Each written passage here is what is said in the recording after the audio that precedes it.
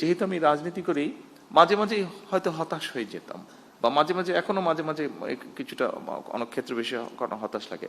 কিন্তু এই বাচ্চাগুলোকে দেখার পরে নিজেকে খুব কনফিডেন্ট মনে হয়েছে। আর দিন আমি গিয়েছিলাম চিন্ময়ীতে, একটি অনুষ্ঠান হচ্ছিল, সেটি ছিল ইনোভেশন ইভেন্ট। আমরা ছোটবেলায় সায়েন্স ফেয়ার বলতে যা বুঝেছি, অনেকটা ওরকম। বিভিন্ন বাচ্চারা, স্কুলের বাচ্চারা বিভিন্ন সারা দেশ থেকে এসছে, তারা ওখানে বিভিন্ন রকম তাদের প্রজেক্ট তারা নিয়ে এসেছে। কিছুদিন আগে আরেকটা অনুষ্ঠানে গিয়েছিলাম, সেখানে প্রায় সারা বাংলাদেশের প্রাইমারি স্কুলের 22 লক্ষ বাচ্চা পার্টিসিপেট করেছিল। প্রাইমারি স্কুলের বাচ্চা ক্লাস 2, 3 থেকে 5 পর্যন্ত বিভিন্ন স্পোর্টসে। ওদের ফুটবল ম্যাচটা আমি দেখতে গিয়েছিলাম। এই দুটো ইভেন্ট, বিশেষ করে এই দুটো ইভেন্ট দেখার পরে আমি অ্যাকচুয়ালি, যেহেতু আমি রাজনীতি করি, মাঝে মাঝে হয়তো হতাশ হয়ে যেতাম, বা মাঝে মাঝে এখনো মাঝে মাঝে কিছুটা অনেক ক্ষেত্রে বেশি হতাশ লাগে। কিন্তু এই বাচ্চাগুলোকে দেখার পরে নিজেকে খুব কনফিডেন্ট মনে হয়েছে। এই জন্য কনফিডেন্ট মনে হয়েছে। আর আজকে যখন আপনাদের কতগুলো কাজ দেখলাম, আপনাদের কয়েকজনের বক্তব্য শুনলাম, তখন নিজের কনফিডেন্সটা আজকে আরো বেড়ে গিয়েছে।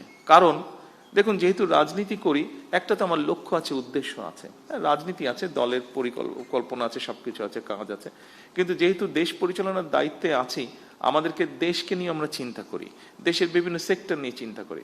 আজকে যখন আপনাদেরকে দেখলাম এবং ওই দিন ওই দুটো ইভেন্টে ওই বাচ্চাগুলোকে দেখেছি, আজকে আমার কাছে মনে হচ্ছে এই যে আমরা রাত দিন পরিশ্রম করছি, চেষ্টা করছি একটু চেঞ্জ করার জন্য, আমার মনে হলো যে হ্যাঁ, আমরা কিছু সংখ্যক মানুষের হাতে দিয়ে যেতে পারবো, যারা আমরা যেখানে ছেড়ে যাব সেখান থেকে তারা দেশটাকে এগিয়ে নিয়ে যেতে পারবে। এই যে দেশটাকে আপনারা এগিয়ে নিয়ে যেতে পারবেন, আপনাদের কাছে এই প্রত্যাশাটা, এই দৃঢ় আশাটা, এই বিশ্বাসটা রেখে আমার বক্তব্য আমি শেষ করছি। আপনাদের সাফল্য কামনা করে, আপনারা যারা যারা এগিয়ে আসছেন প্রত্যেকের সাফল্য কামনা করে, আবারও আমি বলছি, আমরা আছি আপনাদের সাথে। কতটুকু পারবো জানি না, আমাদের সর্বোচ্চ দিয়ে আমরা চেষ্টা করব আপনাদের পাশে থাকার জন্য। সকলকে আন্তরিক ধন্যবাদ। আল্লাহ হাফেজ।